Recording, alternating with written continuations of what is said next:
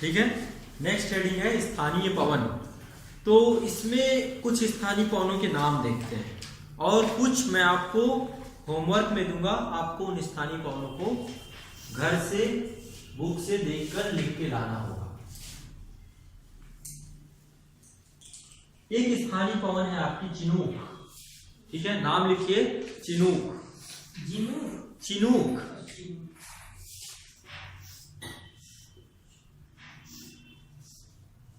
ये स्थानीय पवन आपकी, अब मैंने लोकल विंड आपको समझाया, लोकल विंड कैसे चलती हैं, घाटी क्षेत्रों में कैसे चलती हैं, समुद्री क्षेत्रों में कैसे चलती हैं, है ना।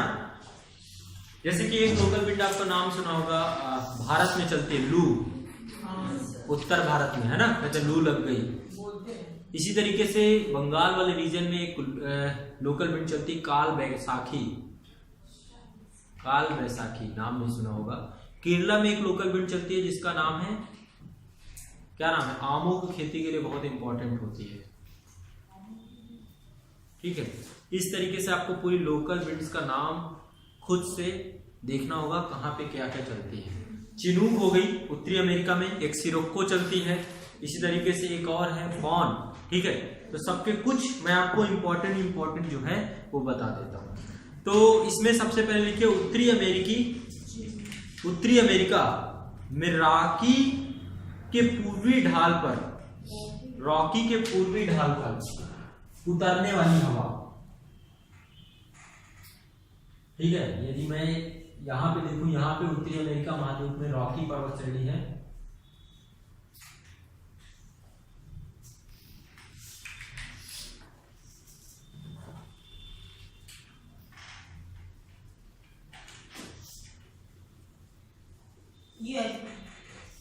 रॉकी पर्वत श्रेणी,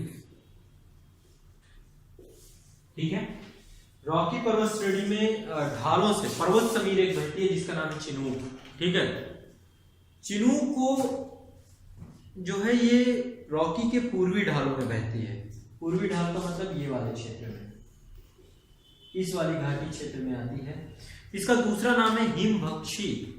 ये हिम को, जो घाटी क्षेत्र का हिम है, उस हिम को ये गला देती है, हिमभक्षी पवन।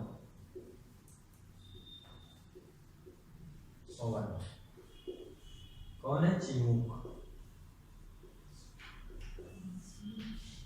तो लिखिए, इसके बारे में कुछ चीजें लिख लीजिए।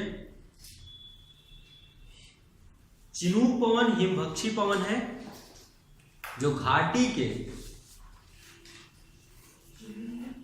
चिनूक पवन हिमभक्षी पवन है जो घाटी के बर्फ को पिघला देती है, जो घाटी के बर्फ को पिघला देती है, जिससे कृषि योग्य दशा की प्राप्ति होती है, जिससे कृषि योग्य दशा की प्राप्ति होती है। अच्छा ये बताएं, ये धनात्मक प्रभाव की है कि ऋणात्मक प्रभाव की है? आपको नहीं लगता कि इस पवन से लाभ प्राप्त हो रहा है ना? कृषि योग्य दशा की प्राप्ति होती है। ये चीज आपको पता है कि जो उत्तरी अमेरिकी महाद्वीप है, ठीक है, उत्तरी अमेरिकी ये महाद्वीप है, इसमें से आपका कनाडा हो गया, कनाडा के बाद आपके 3 महत्वपूर्ण इसमें राष्ट्र हैं, कनाडा, उत्तरी अमेरिका, संयुक्त राष्ट्र अमेरिका और मैक्सिको। ये 3 प्रमुख हैं, बाकी छोटे छोटे यहाँ पे वो मध्य अमेरिका के हिस्से हैं या लैटिन अमेरिका के हिस्से हैं। तो यहाँ पर ये जो तीनों राष्ट्र हैं, इनमें से ये जो संयुक्त राष्ट्र अमेरिका वाला क्षेत्र है, ये बर्फीला क्षेत्र है। ऐसी अक्षांशीय अवस्थिति है इसकी कि यहाँ पर बर्फ पड़ती है ना। आप देखते हैं कि पूरा यातायात बंद हो जाता है वहां पे। तो चिनूक पवन क्या करती है, यहाँ पे जब उतरती है पूर्वी ढाल पे, तो यहाँ की बर्फ को क्या करती है, वो खत्म कर देती है, गला देती है, जिसके कारण से इसको क्या कहते हैं, हिमभक्षी पवन, है ना। और इस पवन के कारण वहां पे कृषि योग्य जो दशा होती है उसकी प्राप्ति होती है, ठीक है। तो ये कैसी धनात्मक प्रभाव वाली पवन है, लिख लीजिए, धनात्मक प्रभाव वाली पवन, सकारात्मक प्रभाव है इसका। इसी प्रकार से चिनूक की तरह यूरोप में एक पवन चलती है जिसका नाम है फॉन। स्विट्जरलैंड में आल्प्स पर्वत श्रेणी है, ठीक है। स्विट्जरलैंड है और इटली है, दोनों के पास ही है आल्प्स। इधर इटली है, कभी देखिएगा मैप में, इसीलिए मैंने बोला एटलस में इसको देखना है। इधर स्विट्जरलैंड है, वहीं पर है आल्प्स पर्वत श्रेणी। स्विट्जरलैंड कहां पे है? यूरोप में है। यूरोप में इटली है, स्विट्जरलैंड है, सब आपस में लगे हुए हैं, वहीं पर अवस्थित है आल्प्स, ठीक है। ये बिल्कुल सेम है, जिस तरीके से चिनूक है वैसे ही यहाँ पर भी फॉन है। फॉन पौने लोकल विंड है ये भी, और इन पौनों के द्वारा ये स्विट्जरलैंड की उत्तरी ढाल की तरफ उतरती है ना। स्विट्जरलैंड की उत्तरी ढाल की तरफ उतरती है।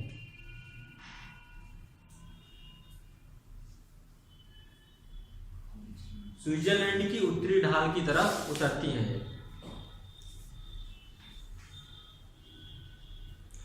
ये भी घाटी की बर्फ को पिघला देती है, ठीक है।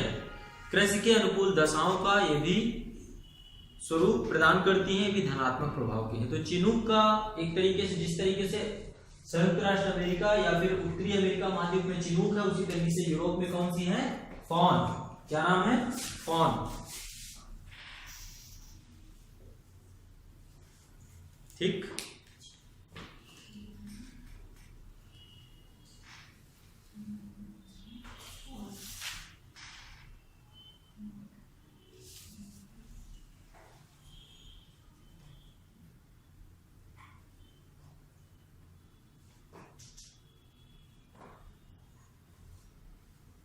ठीक, इसी तरीके से एक पवन आपकी फ्रांस में बहती है, रोन नदी घाटी में, उसका नाम है मिस्ट्रल। फ्रांस की रोन नदी घाटी में एक पवन बहती है, उसका नाम है मिस्ट्रल। लोकल विंड है, ये भी क्वेश्चन पूछे गए हैं, ठीक है। लोकल विंड से बहुत सारे क्वेश्चन पूछे गए हैं। मिस्ट्रल, रोन नदी घाटी, ठीक। तो मिस्ट्रल पवन के बारे में कुछ लिख लीजिए। रोन नदी घाटी से संबंधित है, पहली बात। दूसरी बात देखिए, मिस्ट्रल पवन ठंडी होने के कारण पाला को जन्म देती है। ठंडी होने के कारण पाला, पाला शब्द सुने होंगे, पाला पड़ गया है ना, बहुत ज्यादा ठंड अभी पड़ा था ना पाला उत्तर भारत में, शीतलहर, पाला को जन्म देती है। अंगूरों के बागवानों का नुकसान होता है, जिसके कारण से अंगूरों की कृषि जो है चौपट हो जाती है पाला से। ये ऋणात्मक प्रभाव की है, ठीक है। इसके अलावा अफ्रीका में कुछ पवने हैं, महत्वपूर्ण पवने। अफ्रीका में आपको पता है सहारा रेगिस्तान है,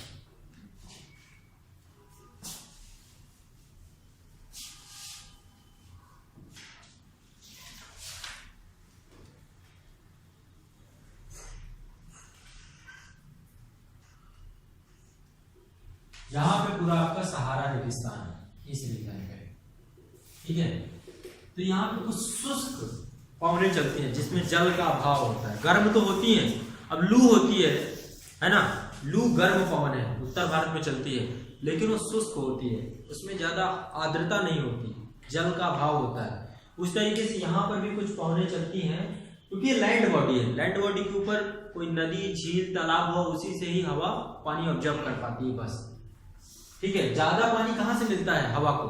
समुद्रों के ऊपर से जब हवा गुजरती है तब उससे ज्यादा पानी, जो हमारे भारत में दक्षिण पश्चिमी मानसून होता है, वो अरब सागर से, बंगाल की खाड़ी से, हिंद महासागर से पानी को लेकर के बारिश कराता है ना। वो यहाँ पे जो भारत के ऊपर जो नदियां हैं, उनके जल से कहाँ बरसा पाएगा, इतना ज्यादा नहीं बरसा पाएगा, ज्यादा आर्द्रता मिलती है समुद्रों में, ठीक। तो इसके बारे में अफ्रीका में कुछ पवने चलती है, स्थानीय पवने।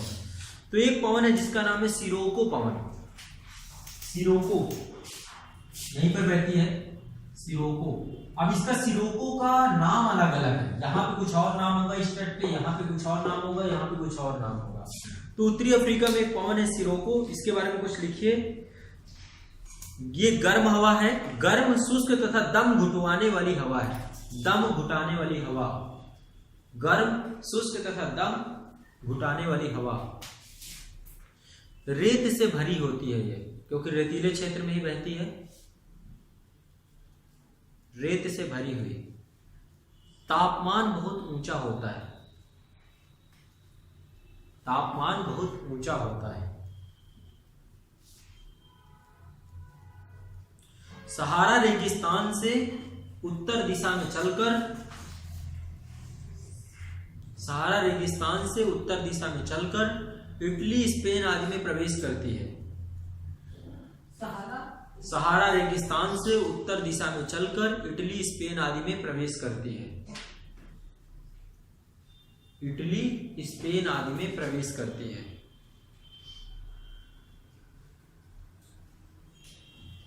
किधर जा रही है सिरको? कुछ ऐसे। ये भूमध्य सागर है, यहां पर आप देखिए सागर, और भूमध्य सागर के उत्तर में यहाँ पर कुछ कंट्रीज है। यहाँ पे स्पेन है आपका, इटली कुछ ऐसे है स्थित है, ठीक है। तो सिरोको कौन कुछ ऐसे बहते हैं। यहाँ पर रेगिस्तानी क्षेत्र से धूल मिट्टी लेकर के भूमध्य सागर के ऊपर से जब ये गर्म हवा निकलती है तो ये पानी ऑब्जर्व करेगी भूमध्य सागर का, और यहाँ बारिश करवाएगी। तो जब यहाँ बारिश करवाती है तो यहाँ पे बहुत ज्यादा धूल के कण, रेत के कण लाल रंग के, है ना, यहाँ पर गिरते हैं जब बारिश होती है सिरोको पवन के द्वारा, ठीक है। तो इसको लाल रक्त वर्षा भी बोलते हैं इसे। यहाँ पर रक्त वर्षा कहते हैं कि ब्लड बह रहा है ना। तो लिख लीजिए, रक्त वर्षा के नाम से भी विख्यात है। सिरोको पवन द्वारा होने वाली वर्षा रक्त वर्षा के नाम से विख्यात है। कहां पे होती है रक्त वर्षा? इटली, स्पेन, है ना, इत्यादि में।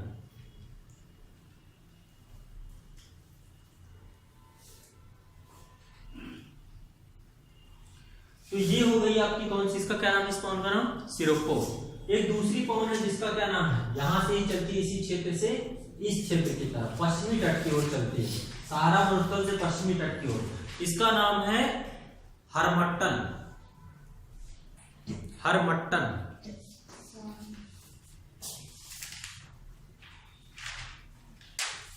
हरमट्टन पवन। लिख लीजिए इसके बारे में, हरमट्टन के बारे में। सहारा मरुस्थल के पश्चिमी ओर चलती है, पश्चिम तट की ओर चलती है, पश्चिमी ओर चलती है। यह गर्म हवा है, धूल भरी है, शुष्क हवा है।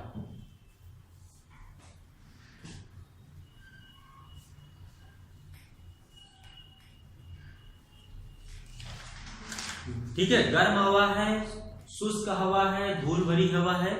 अब एक बात बताइए, ये जहां भी बड़ा समुद्र है, कौन सा? अटलांटिक महासागर यहाँ पे लगा हुआ है।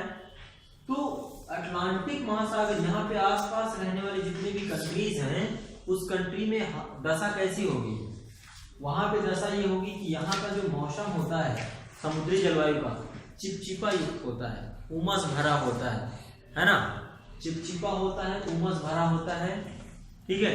तो जब ये हरमट्टन हवा यहाँ पर आती है तो लोगों को सुख प्रदान करती है, बेचैनी से उमस भरा जो चिपचिपा, वो क्योंकि ये शुष्क है, लोगों के शरीर का जो पानी है वो ऑब्जॉर्ब कर लेती है, वातावरण का पानी ऑब्जॉर्ब कर लेती है ना, जब यहाँ से गुजरती है। इसलिए इनको डॉक्टर विंड नाम दिया गया है। दूसरा नाम इनका डॉक्टर वायु, धनात्मक प्रभाव है इसका,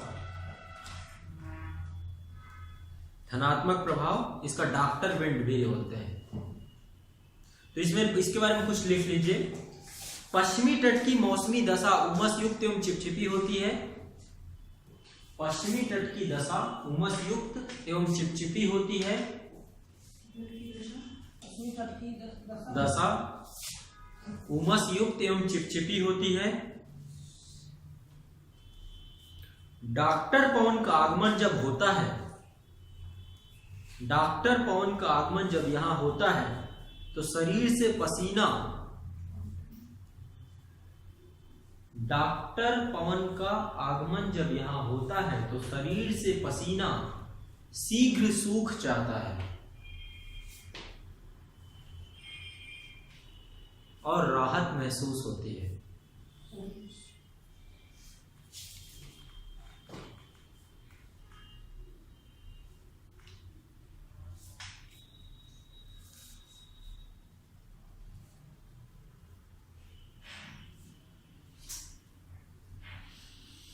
ठीक है, ये हो गई आपकी लोकल विंड्स। अब एक छोटा सा टॉपिक है अक्टूबर की ऊष्मा। ठीक है, अक्टूबर की ऊष्मा, इसके बारे में भी पढ़ लेते हैं।